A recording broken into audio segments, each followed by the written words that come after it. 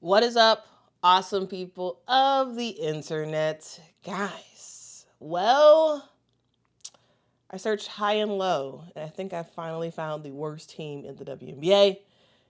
And no, it's not the Connecticut Sun. But speaking of Connecticut Sun, 3 ejections in yesterday's Connecticut versus Chicago game, and one reoccurring figure. We also saw Ryan Howard be the certified bucket that we know she is. We saw her go on a massive 7-point run in just like a couple of seconds. It was wild.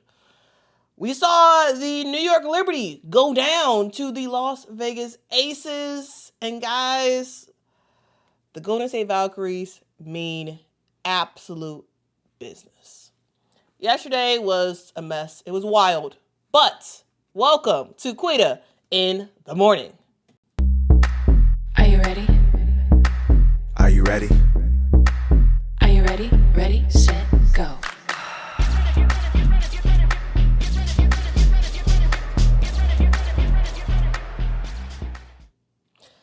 All right, ladies and gents, let's talk through the games that happened yesterday because, yeah, there was a lot of them. There was a whole lot of them, okay? Okay. Now, we got quite a bit to talk about. We're gonna first start off talking about the thing that you all want to talk about, and then we'll move on to all the other, I would say, more exciting bits of the night. But here's the thing, quick thing, just to let you all know, for yesterday and yesterday's games, unfortunately, I couldn't watch most of them live. So as you all know, I have WNBA League Pass, and I also have all the channels that all the games come on, which means that I usually, if games are happening at the same time, I watch them live at the same time, like split screen and whatnot. And basically, I try my best to watch all the games live. And I typically do. However, yesterday, I stayed at work so long, I did not get home until like a little bit after 8 o'clock yesterday. And by the time I got home, I checked Twitter, and I was like, ejections? What happened? Because I was planning on watching it after because I had to stay at work so long. And so my reaction is probably not going to be as like intense as it would be. My reaction to yesterday's games is not going to be as intense as it would be if I watched those games live, but I had to watch them after the fact, after I already knew the results. So, yeah. Okay.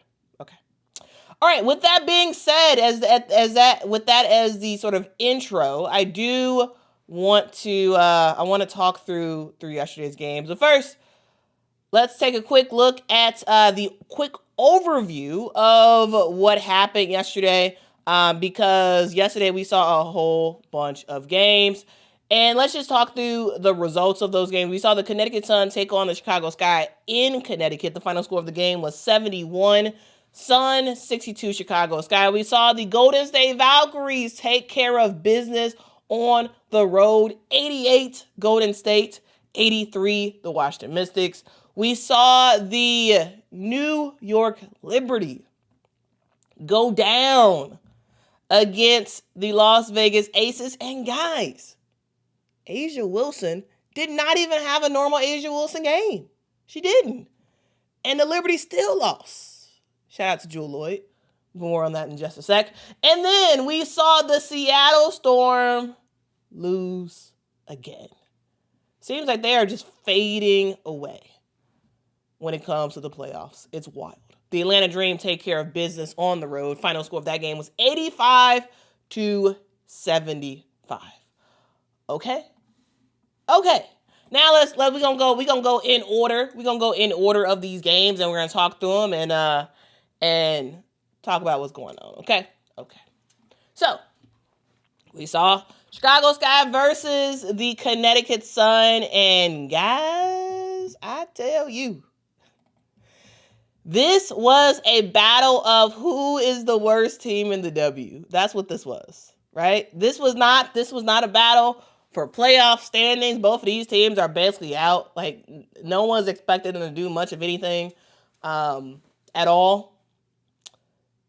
And so this was a battle of who the best of the worst. That's what this was.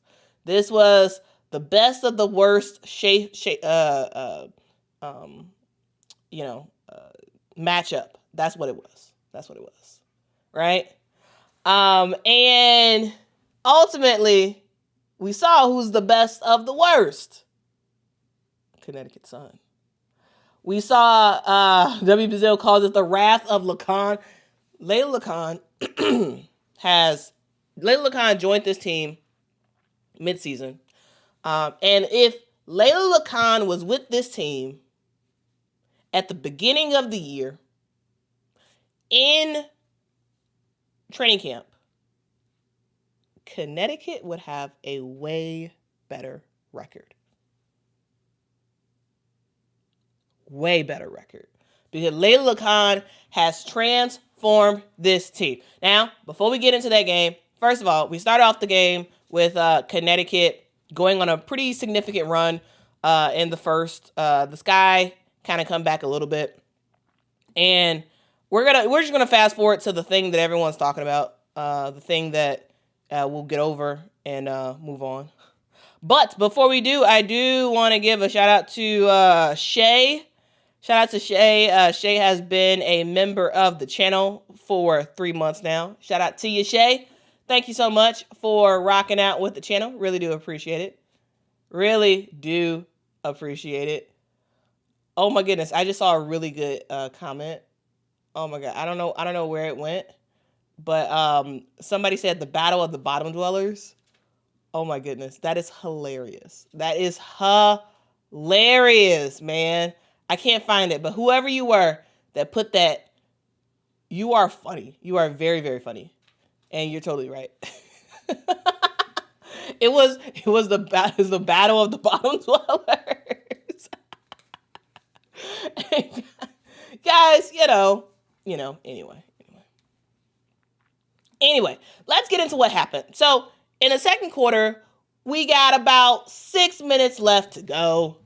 In the second quarter. It's still early. And it's still a game. And then we see on offense, Bria Hartley has the basketball. She's trying to make a move so she can score. And we see this happen. Right? She does a step through. But before she does that, you saw that elbow? You saw that pointy thing? That pointy thing called an elbow? Her right elbow didn't hit back, but the left elbow hit back. No foul. No offensive foul was on that one. Now, again, no foul was called. No foul was called. Clearly, Bria Hartley makes contact with Beck Allen's chin. That is an offensive foul. Very clearly an offensive foul. But... and also, actually, how high that was a flagrant one. It wasn't just an offensive foul. It was a flagrant one. And guys, I'm in Chicago, so I don't know what broadcast y'all heard on League Pass, but in Chicago, I heard the Chicago broadcast, and as I was watching this game on replay, because I record the games, since I was watching it, I found myself listening to Shimmy Miller because she's like one of the people who do the color commentating thing, and I found myself agreeing with pretty much everything this lady said about this situation. This was not only a offensive foul. This was a flagrant foul because you see how, so she pump fakes up, brings the ball down, and then swings her elbows up to sweep, and then brings it back down. That is not natural. That is a flagrant one foul. Right? Because if you make contact with someone and you just do a normal sweep, and you make contact with someone, offensive foul, move on. But again, look at what she did. Look at what she did. She put pump fake. The ball is up. Her elbow's up. Then she brings it down. Then she brings it back up to connect with Beck Allen. That's a flagrant one. That is not natural. Flagrant one. Now, the refs didn't call anything. And this isn't the first time, guys. How many elbows have we seen this year that have not been called? How many players have used their elbows to make some stuff happen on the offensive end and it wasn't called? Right? I'm just saying. So this isn't the first time. This is not a conspiracy of the refs trying to get out the sky. That's not what I'm saying. That's not what I'm saying. I'm saying that this is a call that has not been called other times. Okay. So like this, I'm just saying. So I'm not surprised that the refs missed this because the refs miss quite a bit of elbows. So I'm just saying, because there's a referee issue and clearly the league doesn't care and whatever. So anyway, this happens. And then the very next play, guys, the very next play. This is on the offensive. This is the offensive end for Connecticut. Now, the Sky has the basketball. Okay? Now we're on defense. And we see the aftermath. So we see the elbow. And every action has a reaction. And you cannot determine what that reaction is going to be by somebody else. You can't determine that. Okay. All right, now we're on defense. They're going. Beck and Bria Hartley are competing to get the rebound. Okay, so you see, they're going in to get the rebound, and Bria Hartley is trying to find Beck so she can box her out. Which, of course, find a player and put your butt in someone's gut. That's what you do. Okay, and Beck, who I'm pretty sure still remembers what just happened on the other end, is, does a little shove. Sanaya Rivers is getting the rebound, but no one cares about that really because Bria Hartley is like, oh, nah. So Bria Hartley shoves Beck Allen right back. Sanaya Rivers like, what in the world is going on? So another angle. Push. And then Beck is like, nah. Grabs the jersey. And then it's just talking. Bria Hartley leaning over. And all of a sudden, here comes Ariel. Ariel Atkins. And she came in so fast. I wanna show the other angle of Ariel Atkins. Look, Ariel Atkins, look how far Ariel Atkins was. She was at half court. Ariel Atkins was at half court, sprinted down the court, beat Rachel Banham, and was like, nah, don't you mess with my teammate. Now I'm going to play it in regular time, in regular speed. Well, like regular slow speed. But anyway, again, now mutual aggression between both Beck Allen and Bria Hartley, right?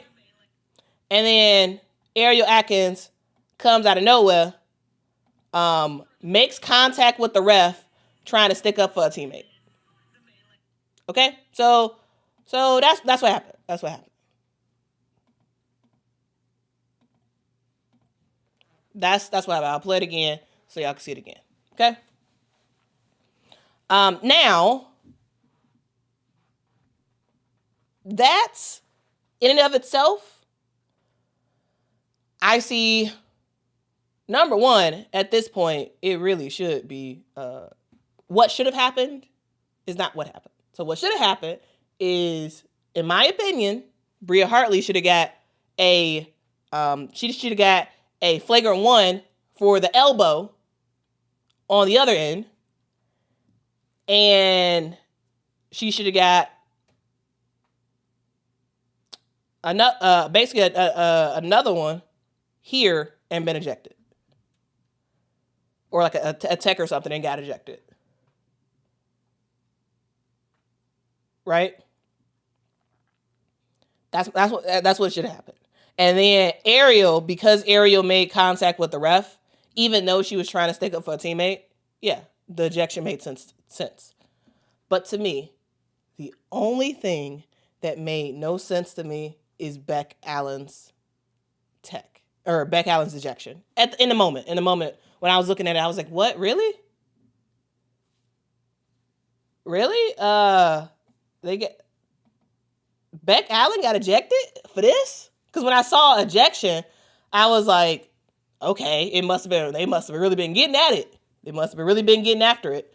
But then when I watched it, I was like, I mean, yes, tech on Beck, but like I don't know. I didn't think that was enough. However, the more I thought about it, and I just want to play it one more time. All right, I'm gonna play it one more time.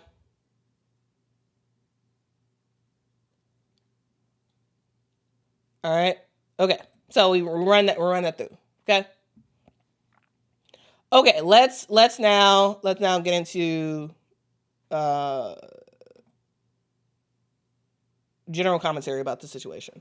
So first thing you all need to know about this is that this isn't the first time that Connecticut and the Chicago Sky have been on something, right? It's not the first time, right? Y'all remember earlier this year when Bria Hartley pulled Angel Reese's hair? That was a whole thing between these teams. And you can't tell me players don't remember what previously happened, right?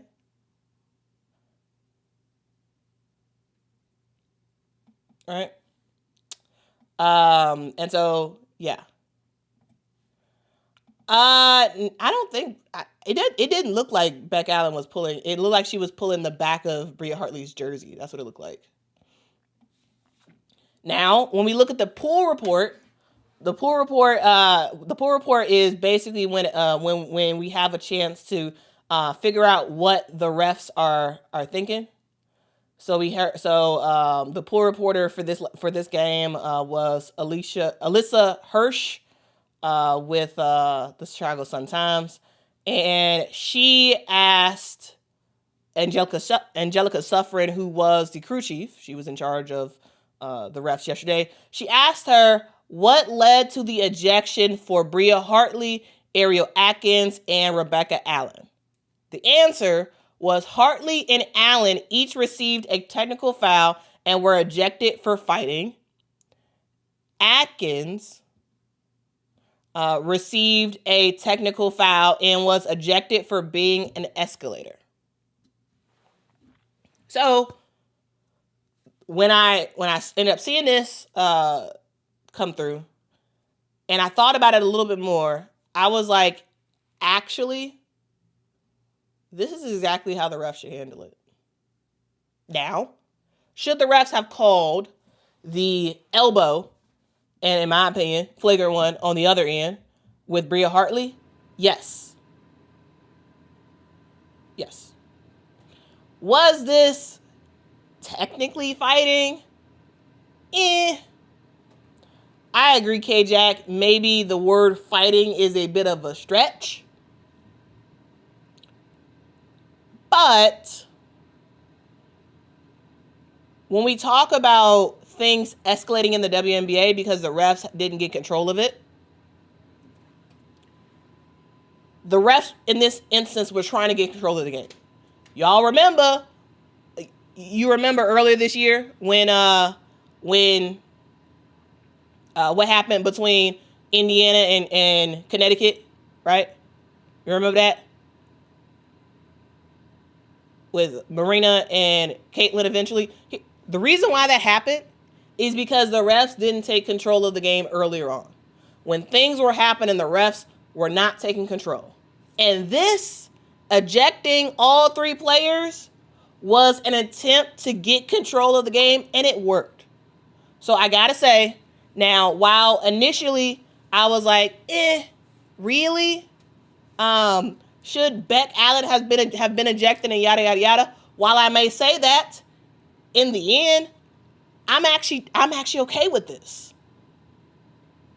Because we've complained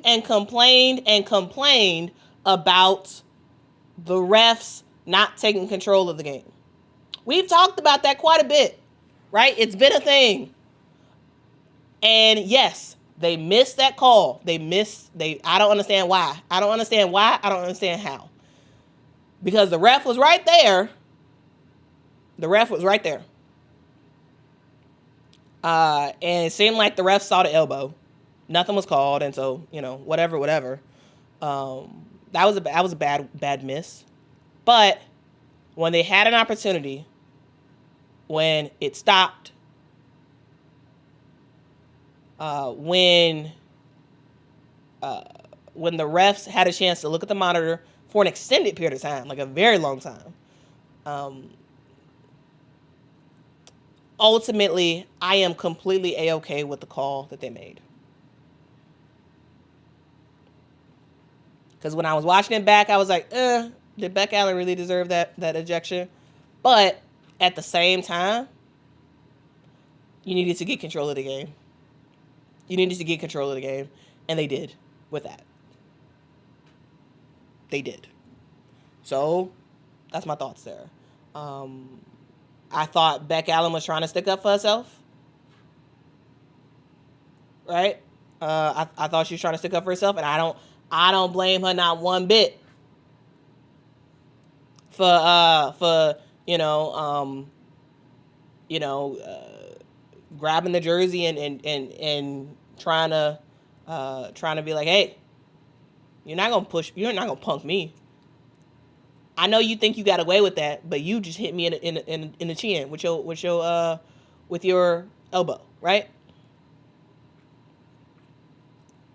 So I think it's great that she stuck up for herself. Also, I think it's great that Ariel Atkins stuck up for her teammate. Again, let's look at the replay. Y'all see how far Ariel Atkins had to run for this? Literally, she was at half court backing up, trying to go on defense, saw what was happening, and sprinted in to take care of her teammate. That's a good teammate. I have no issues with what Ariel Atkins did. I think it shows a lot about the culture of this team and how much Ariel Atkins clearly cares about her teammates. I think that's great, right?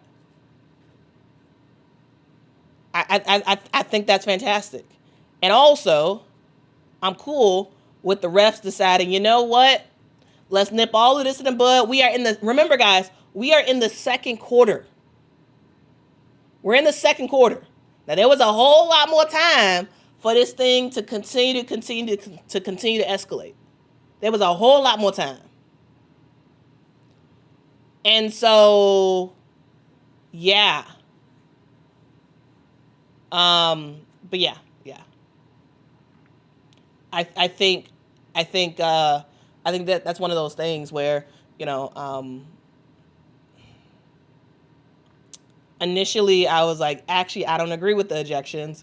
But then I was like, okay, all right, get control of the game, all that stuff. But I don't blame Beck Allen, and I don't blame Ariel Atkins not one bit. I don't.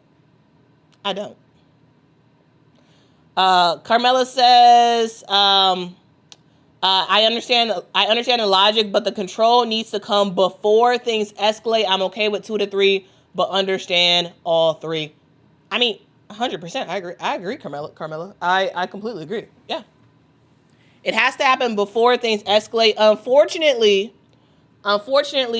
the referees did not get it under control initially because they didn't call the flagrant, in my opinion, flagrant 1, or at a minimum, offensive foul by Bria Hartley on the other end.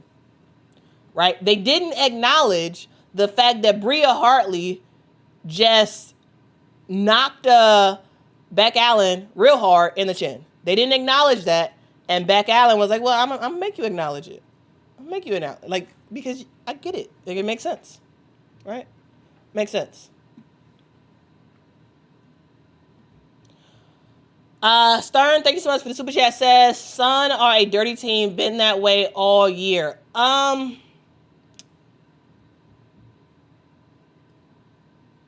Sun are an aggressive team. I don't like the idea of publicly calling anybody or any team dirty. Mainly because like I just feel very uncomfortable with that. But I will say that when people are doing what they're doing, they know what they're doing. Like, and they do it because they get away with it. If we call the elbow from Bria Hartley dirty, then we also have to call elbows by other players dirty, because that's only fair, right? If we call that the response from Beck Allen and then the response back from Bria Hartley, if we call that dirty, then we have to call other responses that happen in the WNBA dirty. Like, you know what I'm saying? Right? And so, like, yeah. Players are always getting elbowed. Not always. It happens very often. It happens very, very often. And most of the time, many times, it is not called by the refs and not addressed by the refs. Many times. Right? And if you're gonna call one thing dirty, you also have to call other things dirty. And I am of the mind that, like, all these players know what they're doing. They do certain stuff because they think they're gonna get away with it. And Bria Hartley did get away with that elbow.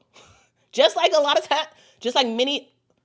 several other times this year, other players have gotten away with elbows because they think they can get away with it. And all it takes is for referees to consistently call stuff. And then things will kind of simmer down a little bit. But, yeah. Yeah.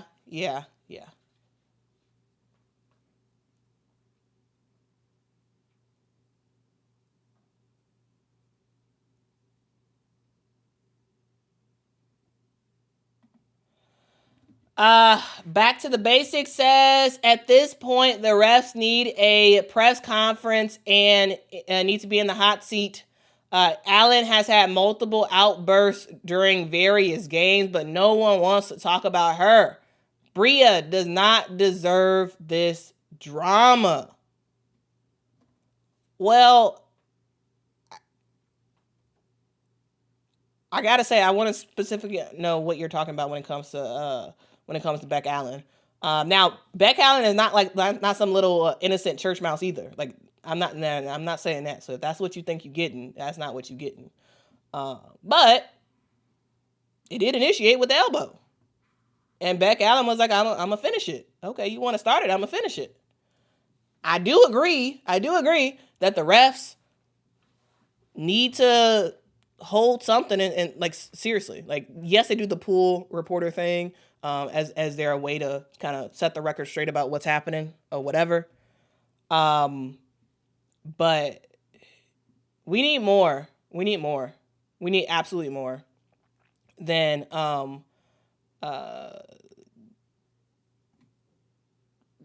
Kathy Engelbert saying, "Oh, we look into things and we pay attention to what's going on with the referees and blah blah blah blah blah blah blah." When it seems like they don't really care. Like, I don't know. The referees do what the refs do, which is why I always say, yeah, the refs need to take control of the game, and also you need to forget about the refs and win on your own. That's what I got to say. All right. Thank you so much, Taylor, for the super chat. Taylor says, In my opinion, a dirty player is someone who intends to cause injury, I agree they play aggressive and do things cause they don't get called, then retaliate. Yeah. It's someone who intends, which is why I don't publicly call people dirty, because I don't know what their intention really is. I don't know. I can't see into their hearts. I can see what they do, and yeah, it could be really, really bad, absolutely. But yeah, I can't be the arbiter of that, because I don't know. Because I don't know them, right?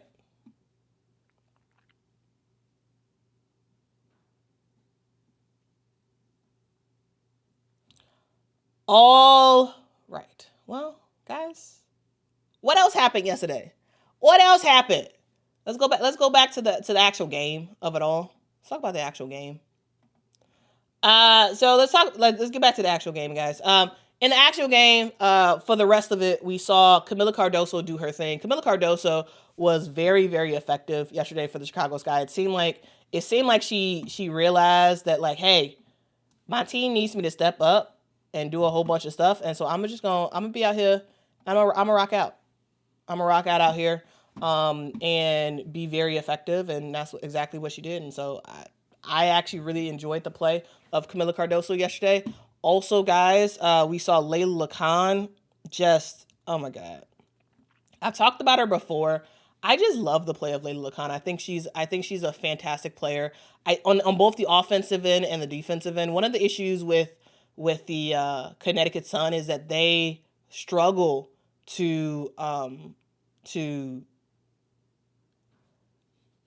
run a effective defense featuring all the players that are currently in. And the thing that I really, really like about Layla is, one, Layla is, in my opinion, a really good defender. I think she is a good defender, and overall, I really like the way she plays. I think she plays hard. I think she is a tough cookie on both the offensive and defensive end, and she gives this Connecticut Sun team another look. I think she gives them another look of somebody who can be aggressive, who can get to their spots, who has a ton of experience. Even though Layla Khan is new to the WNBA, Layla Khan is a pro's pro overseas, right? And I love to see it. Yesterday, 17 points for Layla. She was doing her thing. Marina Mabrey had, in my opinion, a pretty off night. But yeah, man, it was good to see from Layla Khan. And because of Layla, that was the reason why the Connecticut Sun win. Yes, was Tina Charles doing some good stuff? Yeah, she has 15 points in yesterday's game. Yeah, Marina Mabrey did score something, but like she wasn't that effective, I would say, in yesterday's game. And yesterday, you know, for the Sky, it was the Kamilla show. Kamilla dominated, but it wasn't enough. Ultimately, the loss of Ariel Atkins and Beck Allen were huge for the Chicago Sky. And hey, it is what it is. So, in the battle of the worst, the best of the worst, the Connecticut Sun rise to the top, and they get the job done. All right.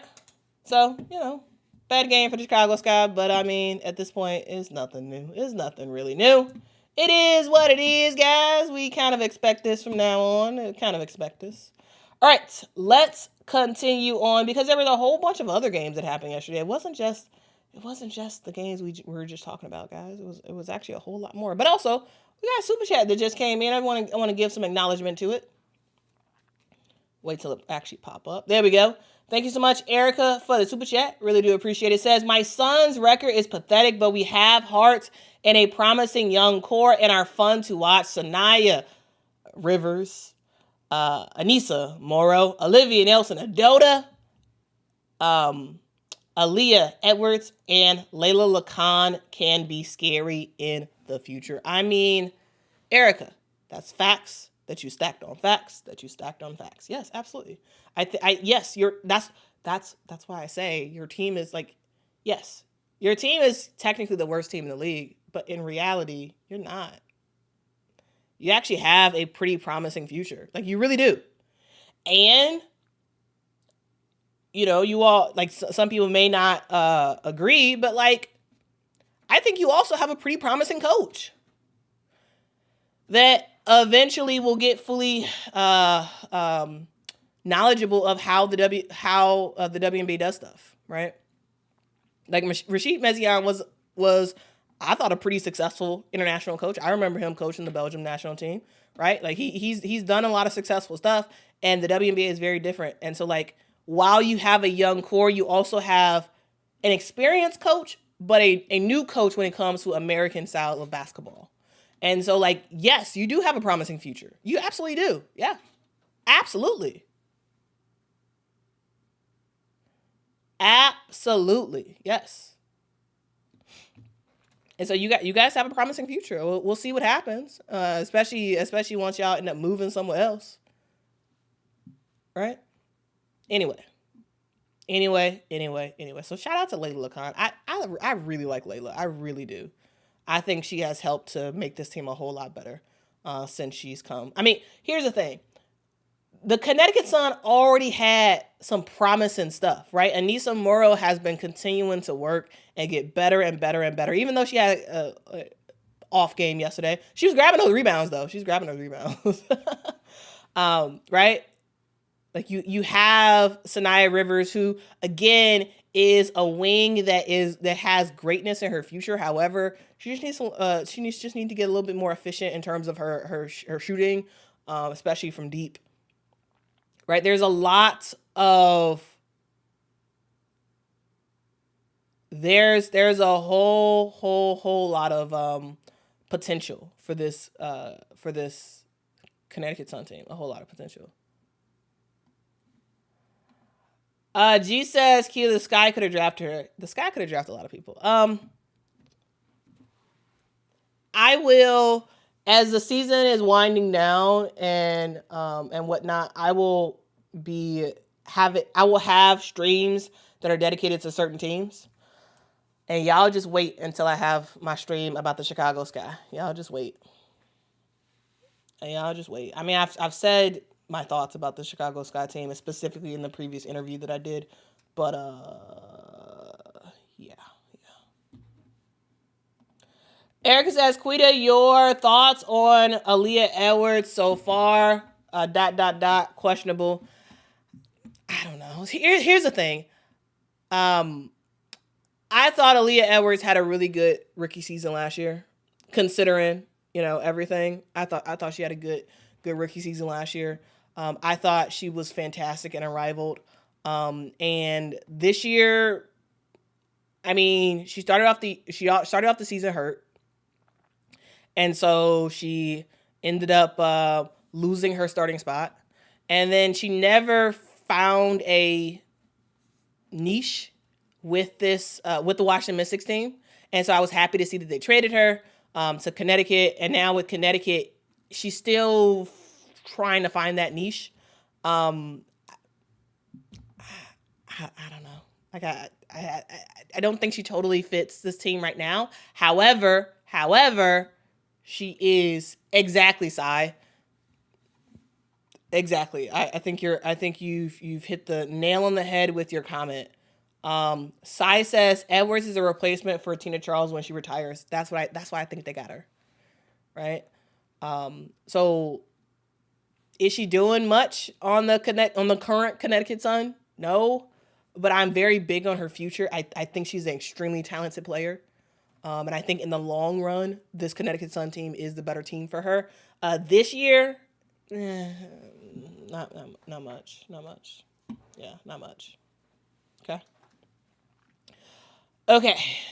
Let's move on because I want to talk about, y'all.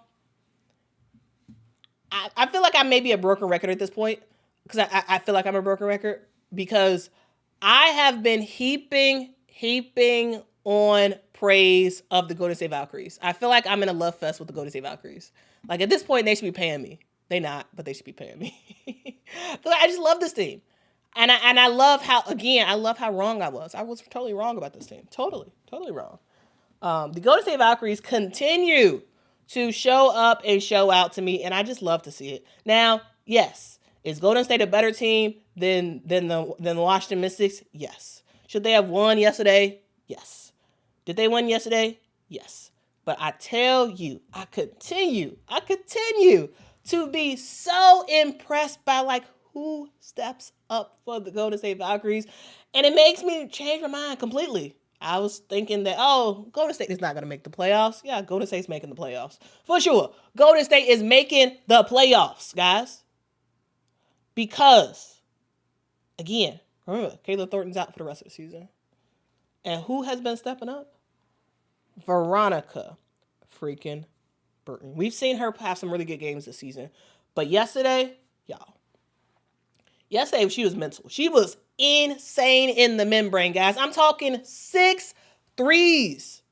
I'm talking 7 assists, 7 rebounds. I'm talking 30 points. Dog. What we talking about, Veronica Burton? VB was doing her thing yesterday, man.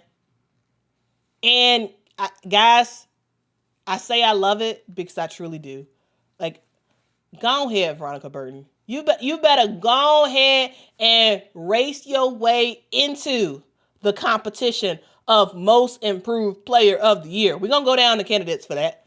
But she is in her bag. Again, guys. At one point, it was like, girl, you can't miss. You can't miss. Insane, guys. Insane. And I love to see it. I love to see it. And guys, it wasn't just Veronica Burton, guys. It was Cecilia Zandalicini. Guys, I don't know. I wonder if Cecilia saw Steph at that last game. So like the game against Connecticut was at Valhalla, and I believe Steph was there. And I wonder, or no, it was either the game against Connecticut or the game against LA that Steph was there. And in that game, in the game against LA at home, Cecilia Zandalicini dropped 4 threes. And then against Connecticut, she dropped 3 threes. And then yesterday, she dropped 6 threes. And I just wonder if Steph Curry being in the building at Valhalla has reinvigorated Cecilia Zandalicini, because y'all, she was on fire. Y'all, it's crazy.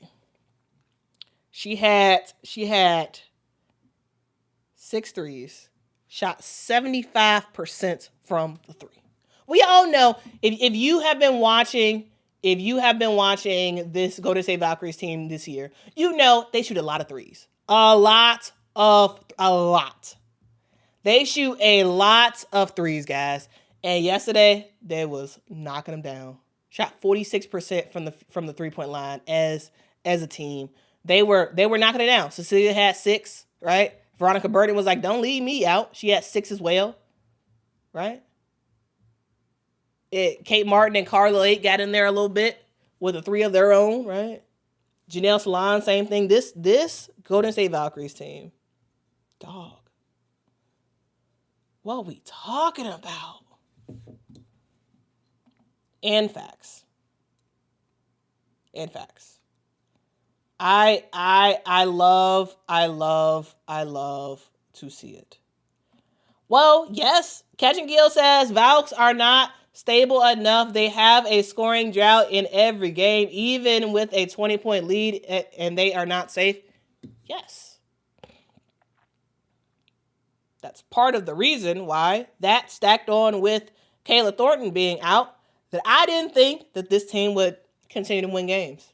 That I didn't think this team would make it to the playoffs. But they continue to prove us wrong, even with the droughts. Even with sometimes the defensive lapses with this team, right?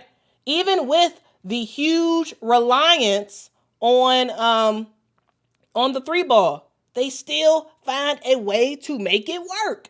And they still find a way to win a game. And so, shout out to Ball Holla. Shout out to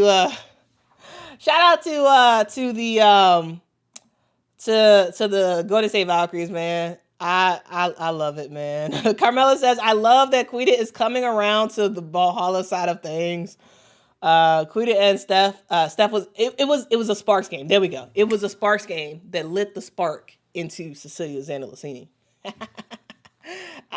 Okay. Anyway, but guys, yes, I do believe they take the most threes in the league. Yeah, I do believe that. That's a true statement for sure.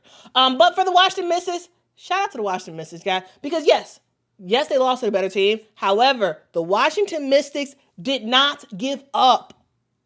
It was a game even through the fourth quarter where the Washington Mystics came storming back, but unfortunately for them, it was not enough to ultimately get the dub. Shout out to the Washington Mystics. I continue to really like that team as well. I think the Mystics are on the right track. I really do. And again, they have a really good future as well. Like sky is the limit for every team not named the Chicago Sky. Right? Oh man. I kid, but I'm serious. Right? So anyway, Kiki Ira-Offin, double for her once again. I mean, dog, it's just what she does. It's like she's collecting them, man. I like Suge Sutton, really good job facilitating the basketball yesterday. I thought she had a really, really good game. Sonia Citron continues to do her thing as well. Sonia has rebounded, I would say, from that last game. And so that was pretty good to see, right? Because I saw a lot of people that was like, oh, no one's talking about this race anymore after Sonia's bit of a clunker of a game. And I mean, look how she played yesterday. I mean, I thought she rebounded quite well, right? Because sometimes people are like, oh, she started off the quarter bad, started off the game bad, you know. But no, shout out to Sonia Citron. She continues to have a really good year, really good season. When it comes to the Rookie of the Year battle, when it comes to individually who's the better player, Paige or Sonia, I take Sonia. Or not Sonia. I take Paige, who's the better player. Rookie of the Year. Don't we have to take into account record? Don't we? If you're putting record in there, it should be Sonia Citron. Because she's the best rookie. She is the best rookie she's the best rookie on the best team. On the better of the teams of the teams that the rookies are on. Does that make sense? I don't know. Anyway, shout out to Sonia Citron. I think she's fantastic. I think she's a fantastic player. But yeah, shout out to the Washington Mystics, and also shout out to Emily Ensler. Yes. Tisha says, I have been really impressed with Emily's comeback too. Emily Ensler is a player who has bounced around the league. She's been on a whole bunch of various teams. And the thing I like about her is she's just a hard worker. She is a hard worker. Emily Ensler has not had a ton of minutes, right? She hasn't. Consistently, right? But lately, in the last two games against Dallas and against Golden State, Emily has been rocking out. And yesterday, she was 100% from the field. 13 points for her. Effective. effective for Emily Ensler. Okay?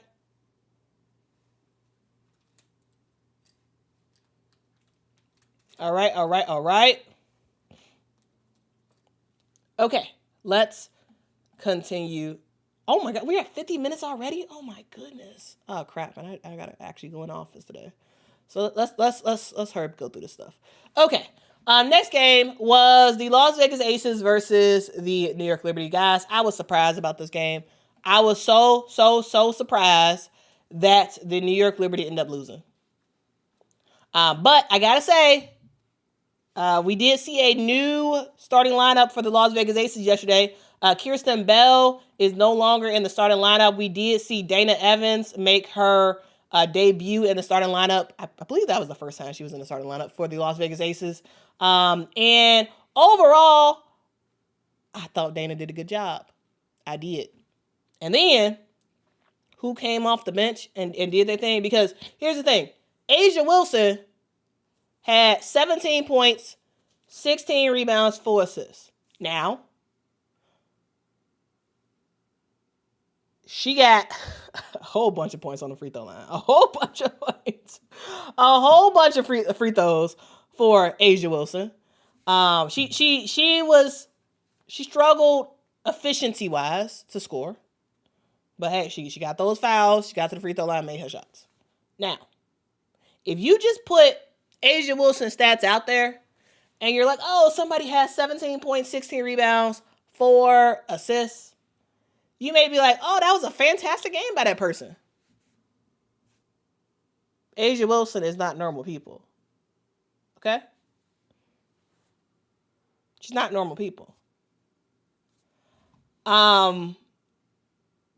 Here's the thing. A'ja Wilson is A'ja Wilson. So yesterday, in my opinion, was not a good game by A'ja Wilson because she's A'ja freaking Wilson. Like it's she does not go 3 for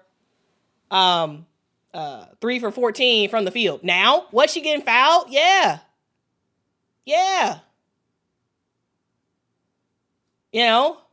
Were the Liberty focusing heavily on A'ja Wilson? Absolutely. And hey, not the most efficient game for A'ja, but I'm gonna tell you this: A'ja's A'ja, right? Even a not so good game for her is still great for just about everybody else. It was great for just about everybody else, okay? Because when A'ja plays, I'm expecting about 26 points at a minimum, right? Because that's just A'ja Wilson, right? That's just what you expect, and you expect her to score, her to shoot around, closer to 50% from the field, right? That's just what you expect, right? Because she has a crazy high bar. She's a 3-time MVP, like duh, of course, right? And Danny says A'ja was getting double teamed. The paint was yeah, because she's A'ja freaking Wilson, right? So yeah. Again, not the most normal A'ja Wilson game, but she still got the job done. She got the job done. And yeah, she really was getting fouled. She was getting fouled. Okay. And so what happens when the defense is focusing heavily on one player? Well, it allows other players to have an opportunity. What happens when the defense is focused on a player that is a post player? Well, it means that the guards have an opportunity to do something. It means that the guards will have 3-point shots if they make them. And yesterday, Jewel Lloyd came off the bench, saw her opportunities, and was like, you know what, I'm going to knock down these shots. 5 threes for Jewel Lloyd coming off the bench. 21 points. Y'all, Jewel Lloyd has had a topsy-turvy type of year. Has not had the best year. She's coming off the bench. I think she should stay coming off the bench. I think she should absolutely stay coming off the bench. Now, I get it. Very good game, and she's had some good games so far being on the bench. She needs to stay coming off the bench. I think that is a great. I really do think that's a great play for her to come off the bench, kind of basically be the star of the second unit and then play some minutes with the starters, right? Genius decision to have her come off the bench. I think that I thought the Jewel Lloyd played fantastic yesterday. So again, shout out to Jewel Lloyd, because when the defense is focused on especially a post player, it gives more opportunities for everybody else. It gives opportunity. And so again, shout out to Jewel. She got the job done. Made it happen, Captain, right? And then of course, J.O. does her thing as well. She has 15 points. Chelsea Gray, was scoring a little bit, and so that was cool, I guess. Now, let's get to the New York Liberty, because guys, New York was the better team. Significantly better, in my opinion. Asia Wilson does not have an Asia Wilson game, and the New York Liberty still lose. It's wild. Wild. Emma Miesemann did her thing on the offensive end, right? 24 points, 10 rebounds for her. But the reason why the New York Liberty lose is because you all want to know the primary indicator on a New York Liberty win. Jonquel Jones get a double-double. You want to know what happened yesterday? Jonquel Jones did not get a double-double. Didn't happen. Didn't happen yesterday. Jonquel Jones did not get a double-double, and the result was the New York Liberty lose. Because that's a heavy indicator of them winning. 11 points, 7 rebounds for Jonquel. The issue for the New York Liberty was, in a lot of ways, turnovers. Right?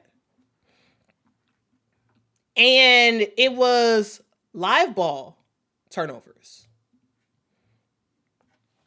that ultimately led to the New York Liberty losing. Like 17 points that the Aces scored off of a New York Liberty turnover.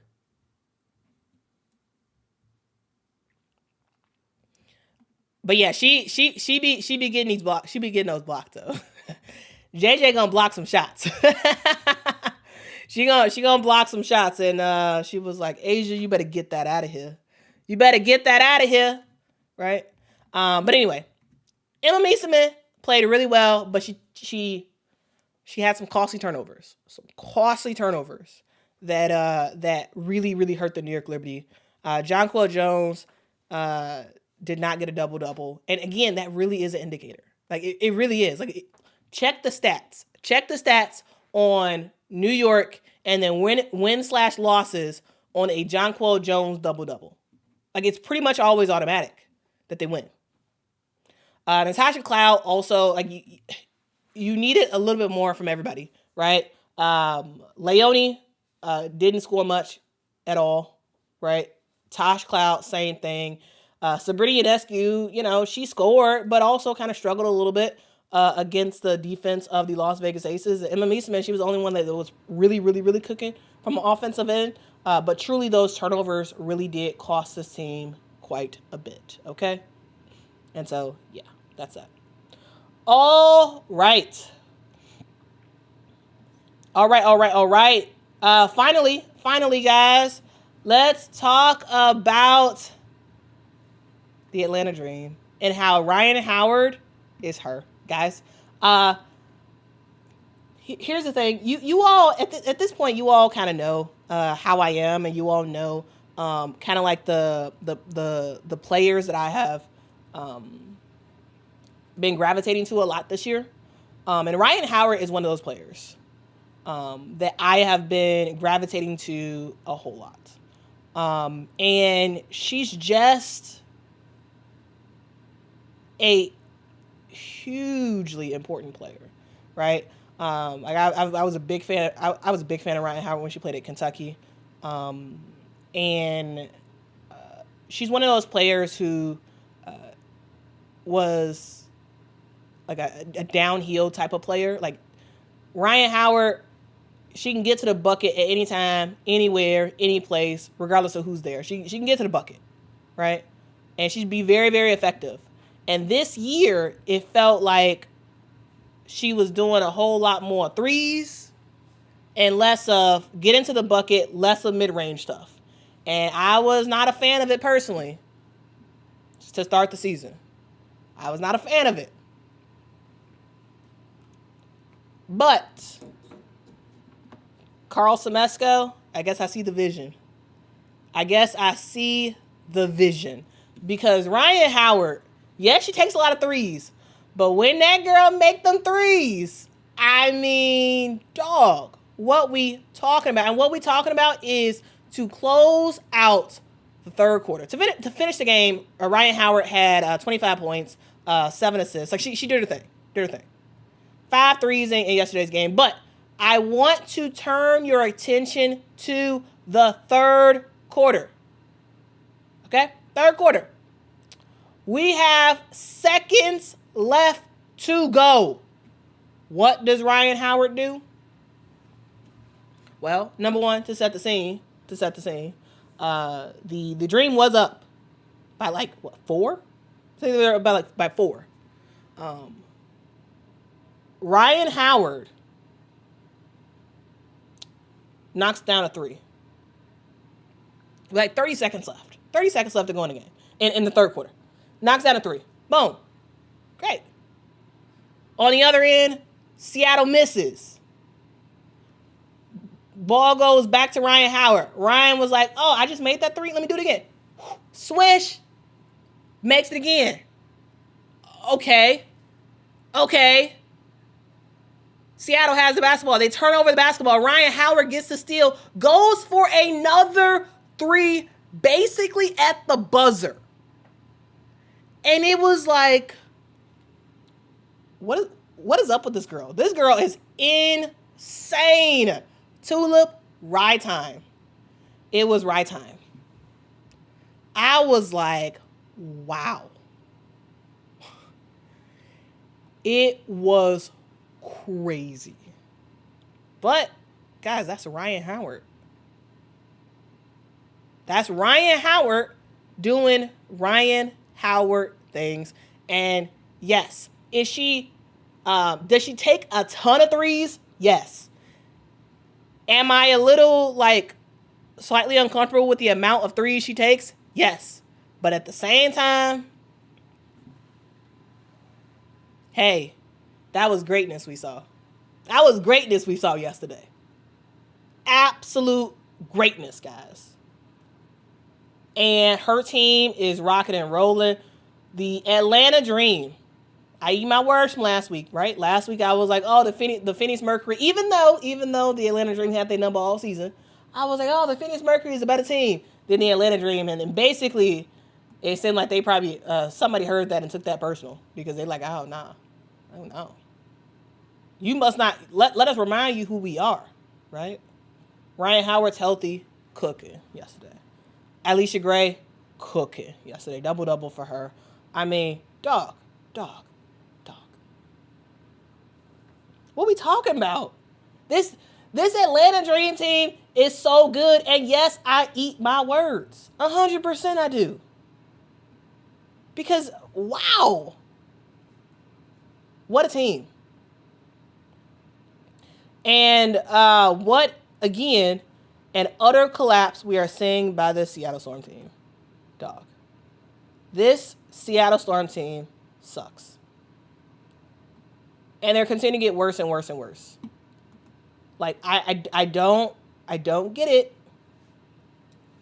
I don't understand what is going on in Seattle.